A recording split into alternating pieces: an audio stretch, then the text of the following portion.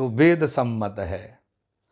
और फिर सुखदेव जी ने सर्ववेदेतिहासानां सारम सारम समुद्धृतं सतु संश्रावयामास महाराजं परीक्षितम्।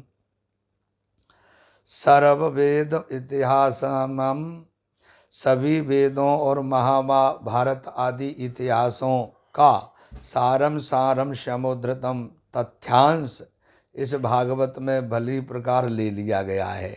ये वो भागवत है, सभी शास्त्रों का, इतिहासों का, वेदों का और महाभारत आदि ग्रंथों का भी तथ्यांश यानी जितना ज़रूरत है वो ले लिया गया है इस भागवत में।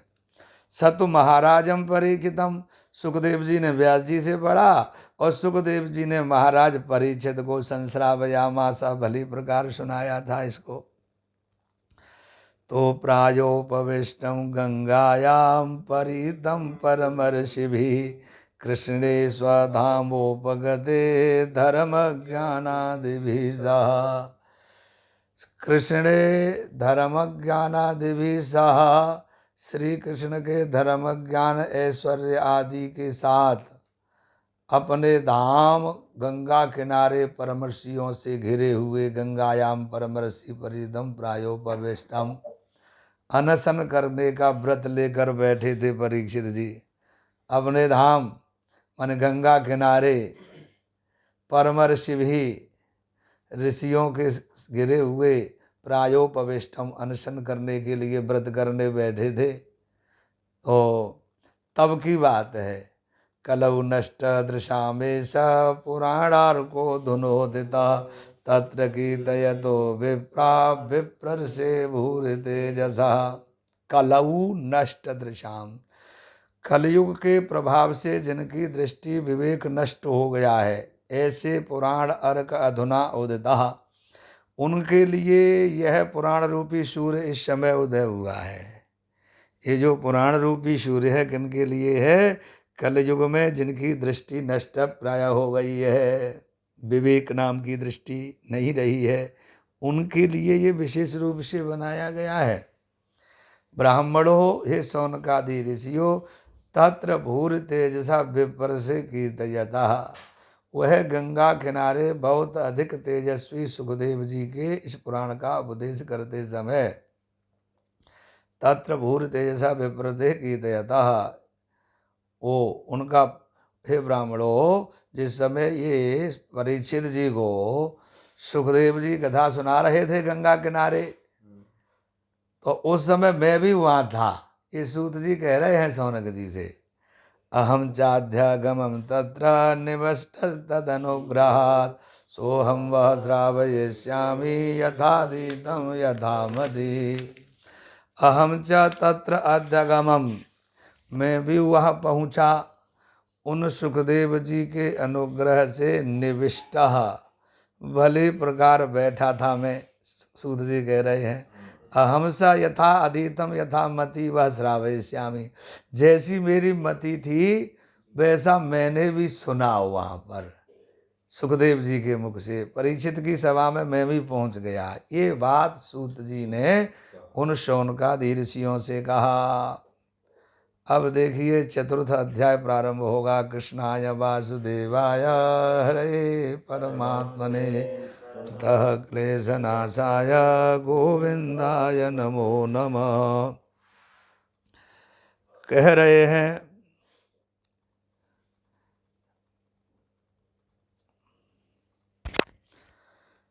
कि इति ब्रवाणं संस्तूय मुनीनां दीर्घशत्रिणां वृद्धः कुलपतिसूतं बहव्रचः शौनको ब्रवीत्। दीर्घशत्रिणां मुनीनां कुलपति वृद्धा, लंबे समय तक के यज्ञ में लगे मुनियों के कुलपति वृद्ध, जो बड़े बहव्रचा मन ऋग्वेदी थे शौनक जी, वो सबसे बड़े थे इसलिए उनको शौनकादि कहते हैं। है तो 88,000, और वो बड़े ऋग्वेदी शौनक जी इति ब्रह्मांडम, ऐसा बोलने वाले सूतम संस्तुय अब्रवीत।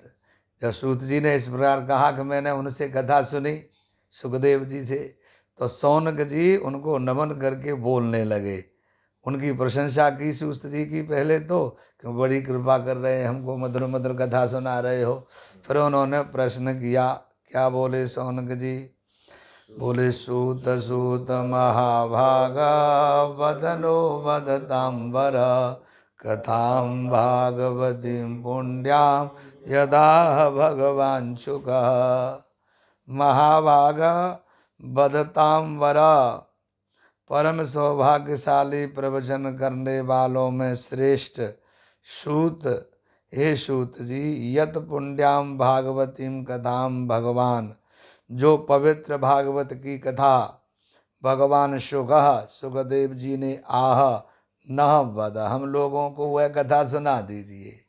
शौनक जी ने कहा कि हे सूत जी महाराज, आप बड़े भाग्यशाली हैं, आप सर्वश्रेष्ठ हैं, हम आपको नमन करते हैं।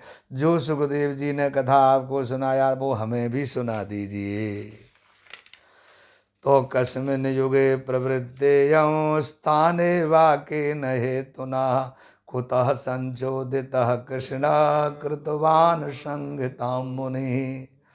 ययम कस्मिन् युगे स्थाने वा, यह कथा किस युग में, किस स्थान में, अथवा केन हेतुना प्रवृत्ता, किस कारण से हुई थी, और केन संचोदिता, किसके द्वारा ये प्रेरित किए जाने पर ये कथा हुई।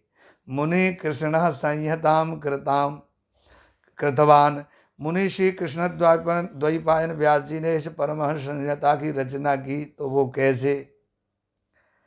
तस्य पुत्रो महायोगी समदृंग निर्विकल्पः कहा एकांतमतिरुन्निद्रो गूढ़ो मूढ़वेयते।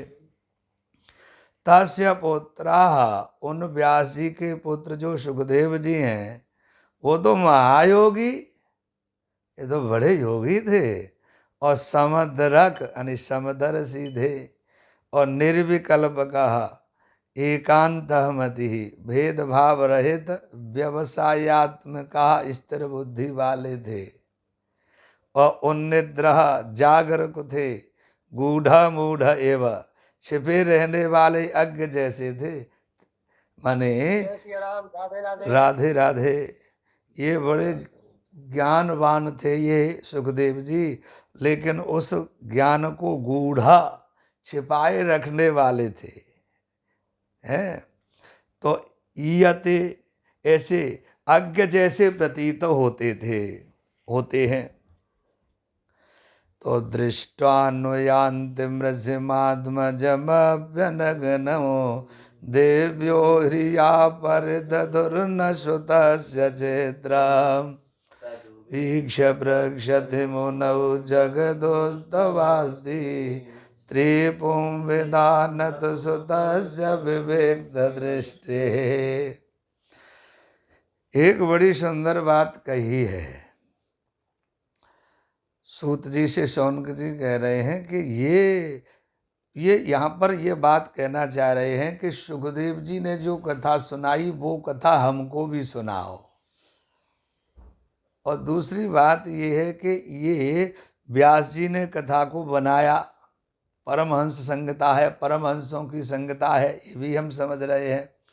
तो उनके पुत्र भी परमहंस थे, और परमहंस के साथ में वो महायोगी थे, समदर्शी थे, भेदभाव रहित थे, उनकी व्यवसायत्मक बुद्धि यानी स्थिर बुद्धि वाले थे वो, और जागरूक थे, और छिपे रहने वाले, ज्ञान को छिपाए रखने वाले अज्ञ की भांति विचरण करते थे।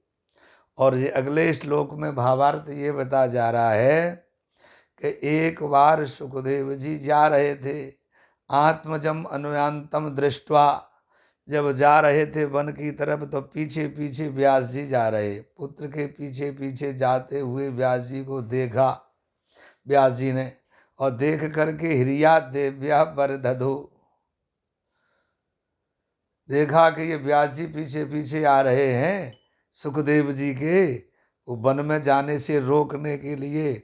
तो वहाँ पर देवियाँ, देवंगनाएं निर्वस्त्र होकर के स्नान कर रही थी वन में। तो स्नान सरोवर में स्नान कर रही थी। तो उन देवियों ने हिरिया माने लज्जा से देव्या परिदधु वस्त्र धारण कर लिए थे। तो नग्नम अपि सुतस्य, और जो पुत्र था उनका व्यास जी का, वो तो निर्वस्त्र पहले से ही था। तो उस पुत्र को निकलने पर, वहां जाने पर पुत्र को देखकर नहीं पहने उन देवियों ने वस्त्र, लेकिन व्यास जी को देख करके पहन लिए। न तत्चित्रम वीक्षा, ऐसी विचित्र बात देखा उन्होंने व्यास जी ने। तो व्यास जी ने मुनहु प्रच्छति, उन मुनि ने उन देवियों से पूछा। क्या पूछा कि हे जगदुहु, माने हे देवियों, एक बात हमारी सुनो कि तब स्त्री पुंभिदा अस्ति विविक्त दृष्टि सुतस्य तू न। आप में, उन्होंने पूछा कि आपने वस्त्र धारण कर लिए, हमको देख करके हमारी इंद्रियां शिथिल हो गई हैं, हम बूढ़े हैं, लेकिन हमारा युवा अवस्था वाला षोडश वर्षीय बालक निकल के जा रहा, तब तो तुमने वस्त्र धारण नहीं किए। तो उन्होंने कहा कि हे व्यास जी, तुम्हारा जो पुत्र है ना, उनको विविक्त दृष्टि, अत्यंत एकाग्र दृष्टि वाला है, और उनको स्त्री पुरुष का भेद नहीं जानते हैं, वो कौन स्त्री कौन पुरुष। लेकिन आपने तो एक वेद के 4 बना दिए, उसमें स्त्री धर्म पुरुष धर्म सब लिखे हैं, तो तुम तो जानते हो व्यास जी कि स्त्री क्या है। तो इसलिए हमने वस्त्र धारण कर लिए। और आपके तो पुत्र को भगवान के अलावा वो कुछ ज्ञान ही नहीं है, भगवान के अलावा कुछ दृष्टि कहीं है ही नहीं, अंतर्दृष्टि में रहते हैं। विविक्त दृष्टि है सुतस्य तू ना, स्त्री का बोध नहीं है उनको, इसलिए हमने वस्त्र धारण कर लिए। ऐसे जो पुत्र थे वन में चले गए, तो उनको उन व्यास जी ने, उनके पिताजी ने कैसे भागवत पढ़ाई होगी। कथमालक्षितः पारैः संप्राप्ता कुरुजांगलान, उन्मत्त मूक जडवन विचरन गज सावये। कुरुजांगलान देश में गज सावये उन्मत्तः, फिर वो सुखदेव जी कुरुजांगल देश जो हस्तिनापुर है, उसमें पागल की भांति, गूंगे की भांति, मूक जडवत विचरण करने लगे। और विचरण करते हुए संप्राप्त, तो वहां पर जो है पहुंचे परीक्षित जी के पास, ये घूमते घूमते, तो नागरिक लोगों द्वारा, पौरही माने उन पुर में रहने वाले, हस्तिनापुर आदि में, तो उन लोगों ने कथम आलक्षिता, वे कैसे पहचाने गए होंगे कि ये कथा सुना सकते हैं, वे तो निर्वस्त्र रहते थे, तो उनको कैसे पहचाना होगा। वो व्यास परीक्षित जी को कथा कैसे सुनाई होगी। कथम वा पांडवेयस्य राजर्षे मुनिना सह संवाद समभूताद यत्रैषा सात्वती श्रुति। कहा तात, हे प्रिय सूत जी, वा पांडवेयस्य राजर्षे मुनिना सह, पांडव वंश में उत्पन्न राजर्षि परीक्षित का मुनिना सह माने मुनि सुखदेव जी के साथ कथम संवाद समभूत, कैसे संवाद हुआ। यत्र ऐसा सात्वती श्रुति, जिसमें है सात्वत संहिता कही गई है, उनका कैसे संवाद हुआ ये भी बताएं। और वो एक बात और कह रहे हैं अगले श्लोक में कि ये सुखदेव जी एक जगह ज़्यादा देर ठहरते भी तो नहीं थे, ये तो जितनी देर गऊ दुही जाती है उतनी देर ही बस ठहरते थे। किसी से भिक्षा भी लेना है तो स गोदोहन मात्रम ही गृहेषु गृह मेधिनाम अवेक्षते महाभाग तीर्थी कुर्वन् तदाश्रमम। महाभागा साही सुखदेव जी, महाभाग सुखदेव जी, क्योंकि गृहमेध नाम गृहेषु, गृहस्थियों के घरों में, तथ आश्रमम तीर्थम कुर्वन्, उनके घरों को तीर्थ करते हुए, गोदोनो अमात्रम अवेक्षते, गऊ जितनी देर में दुहती है उतनी देर ही रुकते थे, प्रतीक्षा करते थे। और अभिमन्यु सुतम सूता प्राहुर्भागवतोत्तमं तस्य जन्म महाचर्यम कर्माणि च गृणीहिना। तो हे सूत जी, अभिमन्यु सुतम, अभिमन्यु के पुत्र परीक्षित को भागवतोत्तमम यानी भगवत भक्तों में उत्तम कहा गया है। तस्य महाश्चर्य जन्म च कर्माणि न गृणीहि, परीक्षित का भगवत भक्तों में उत्तम कहा गया है परीक्षित जी को, तो उनके महान आश्चर्य जन्म और उनके जो कर्म है उन सभी को हमसे कहिए, ये शौनक जी ने कहा है। और सूत जी से कहते हैं कि सम्राट